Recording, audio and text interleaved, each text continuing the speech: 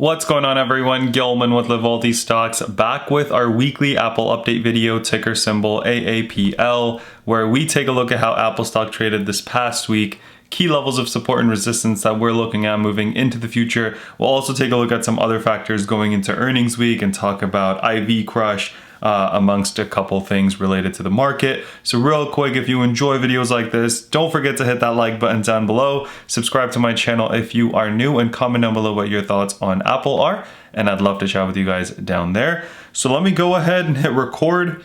We'll get right into the video. Actually, another nice, decent week for Apple. As I'm sure you guys know, we've had a solid 2 weeks for Apple. We did dip a little, but we recovered really nicely to end the week. So we take a look here, right? We started the week off kind of pushing that 135s, tried 135 again, saw a sell-off across the overall market here on Thursday, and then we pushed up again on Friday. So what we are doing right now this past week is we've traded within a range. On the top, we've hit 135 a couple times, briefly broken above it, maybe mid 135s, and on the bottom, we've bounced off of this 130, 145 level really nicely. As always, our levels are looking pretty good, guys. If you've got the similar levels on your chart, you're looking pretty good as well. So now let's talk about some news related to Apple, what that could mean for us moving forward. So we covered this on Friday as well, but Apple is talking about stock buybacks and dividend hikes, which could be great news for us. Remember that a company buying back their stock is more buying for the stock, hence pushing the stock price up in its most simplest kind of form.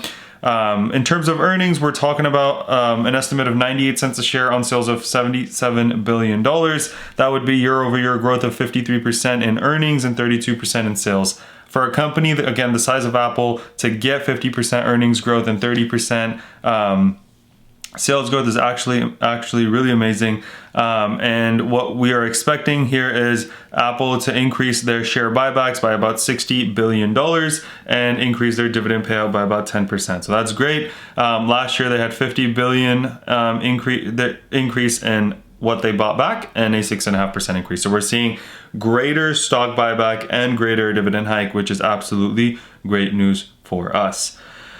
So this article keeps going on to talk a little bit more about what we are looking at in terms of why Apple's doing well, but I want to focus on another article here by Jim Cramer, who talks about, kind of what they're looking at. Apple, as he talks about, caught fire as we heard about the cell phone sales and a major potential inroad into the enterprise. So this article is great because it talks about Boeing, Apple, Ford, and Facebook all expected to have earnings this upcoming week. So it's a big week for earnings, as we've talked about, right, which could move the market one way or the other. Let's talk about future levels of support, future levels of resistance. Then we'll talk about IV crush for just a little bit, and then we'll talk about overall market conditions, you guys. So here is the daily chart for Apple to quickly, oh, what happened there? Sorry about that. Let me go back here and scroll in here. So what we are seeing is a little bit of a breakout, right? So you guys, if you've seen with me for a while, we drew this when we got a decently nice breakout with a little bit of a follow through from the low 120s to the mid 130s. The key thing to look at though, you guys, is we kind of hit this 135 1, 2, 3, 4, 5 times now, not being able to break through it. So on the upside, that is definitely the first level we're looking at, but it also is a pretty tough level that we are looking at, right? So that's our first level. The next thing that we're looking at is 136.05, then we've got 138.40s, and then the 140 level. What I'm hoping for this week is we see a little bit more of a run into earnings, which if we do see that in the next couple of days, maybe we gap up a little. 135 is kind of a key point to break. If we can break 135, I can see us going to 138 or between 138 and 140. That'd kind of be my guess. But if we see a pullback happen for whatever reason, we got 133.45 first level of support, 132.52 second level of support, and then the third level of support, 131.45. This 131.45, you guys, we validated twice this week, as we talked about earlier in this video, and we validated it a couple times last week as well. So 131.45 should hold up as really good support. Hopefully we don't test that tomorrow, but if we do, it's gonna be good support hopefully for us. So EMA wise, we got the 8 EMA coming in also at 132.99. So hopefully that holds up as good support. And then we got the 21 EMA coming in at $130.20. Remember that 130 was kind of a test that I really wanted us to do, but this 131 has held up as really nice support. So we haven't seen that, which isn't, necessarily bad news. I just kind of was hoping we'd get that. RSI is looking a little bit more on the overbought side, you guys, 60, which is kind of worrisome. But I think we have a little bit of a run room into earnings before we kind of see a little bit of a pullback. The other thing I want to talk about, you guys, is the IV crush. So a lot of you guys have asked, hey, is it a good idea to hold options through earnings? Should I hold options through earnings? And while I can't answer that question specifically for you on what you should do, because I'm not a financial advisor and you should always make your own decisions with your own money, one thing that I do want to talk to you guys about is what's called the IV crush. What is that? I've talked about it a couple times. Pretty much what it is, you guys, is a part of your options contract is built up of intrinsic value and extrinsic value. What is intrinsic value? Intrinsic value is the actual value of that. That I just repeated, it sounds like what I said, right? So let's take an example here, right? Let's say Apple is at $134.32. If you have an Apple call, that's $133 Apple call, the intrinsic value of that is $134.32, which is what Apple is trading at as of closing.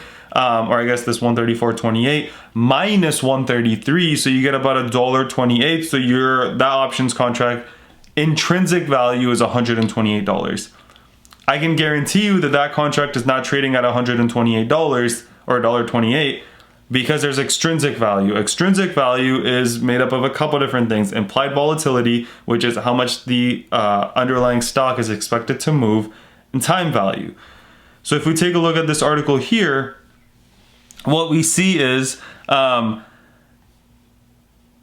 here, as it talks about, right, earnings is a big reason that implied volatility in options tends to pick up prior to the announcement, and as a result, we come into the earnings, and then afterwards we see an IV crush. So even if Apple does absolutely nothing between Wednesday and Thursday, the price of your options will fall because the implied volatility has fallen. Implied volatility rises when there's uncertainty, right? Uncertainty around earnings, right? Is Apple going to have blowout earnings, or is Apple going to say something that's going to cause the stock to tank, right? Either way, both puts and calls typically will get more expensive because there's that uncertainty factor. Think about it as car insurance, right? Historically, people have bought options contract as a way to hedge their position. Apple's trading at 135. You own a ton of Apple shares, right? You're a big corporation. You don't want to necessarily have a huge loss on your sheets because Apple doesn't have good earnings. So you go out and you buy $130 puts. Apple's at 135. If it falls below 130, you have the right to sell Apple at 130, called hedging, right? If Apple tanks, you're good because you're covered at 130. If Apple goes from 135 to 140 after earnings, though, you never use your put, that expires worthless. It's kind of like having car insurance, like I said, right? You have car insurance, you're paying for it. Best case scenario, in the case of Apple going from 135 to 140, you never get in a car accident, you never have to use your insurance. Worst case scenario, Apple going from 135 to 130 is the equivalent of you getting into a car accident and then hitting up your insurance and going, hey, I'm gonna call kind of my insurance and kind of get that taken care of, right? Similarly, how you could exercise your options contract to sell Apple for 130 even though Apple is tanked. Hopefully that example made a little bit of sense, but what am I kind of going with here? What I'm going with here is IV crush is going to more likely than not reduce the value of your option contract. So what you need to kind of think about right now is, do you think Apple is going to really beat earnings? And do you think that that's going to cause the stock price to go up by a lot? Remember, Apple has killed earnings and fallen afterwards. Many stocks have done that, right? It's all about the guidance. It's all about how overbought, oversold we are. Also, what do you think about, what do you think the performance is going to be? How do you think the stock's going to react to it? And how long do you have on your options contract? If your options contract is this Friday and Apple tanks, you don't have time for it to come back. You've kind of lost all your money. If you've got 5 months in your options contract, Apple goes down, you have chances for Apple to come back up. Just things to consider. Just wanted to let you guys know what that is. Hopefully this example helped a little bit. Let me know down in the comment section if it didn't, or if you disagree, and I'd love to chat with you guys down there. Now I want to talk about S&P, and the reason being we made another all-time high on Friday. RSI at 65, looking a little overbought. Right, same thing with the, or not NASDAQ, I want to take a look at QQQ, 60 RSI, pretty darn close to all-time highs. Not saying we can't keep going up, right? We got earnings, we see runs into earnings all the time. But if you're starting to build out a position, just keep that in the back of your mind. Hey, we're at all-time highs. Is this really when I want to go all in the market? Or do you want to kind of buy a little and keep a little bit of cash on the side to buy in when the market does eventually pull back? Not saying you should sell everything. I've never sold an Apple share, probably don't plan to. I just want to let you guys know so you can make the most informed decisions. And these are things that I look at on a daily basis. So I figured I might as well share it with you guys. As always, I continue to hold my Apple shares. I've got that one call going out to June. Probably going to decide what I do with that in the next couple of days, depending on how Apple moves. But like I said, I've got some time on that. I've got about 2 months. So not in a hurry necessarily to sell it, but if I do get like 10-15% return, since I've been down as much as 40, I might end up taking that. But I'll keep you guys posted on that. That's all I had for you guys today. I hope you guys all had an amazing weekend, and hope we see another great green week for the markets. That's all I had for you guys today. Hope you guys enjoyed. If you did, don't forget to drop a like, subscribe to my channel, comment down below what your thoughts on Apple are, and I'd love to chat with you guys down there. Let's remember to be a bit better every single day, and until next time.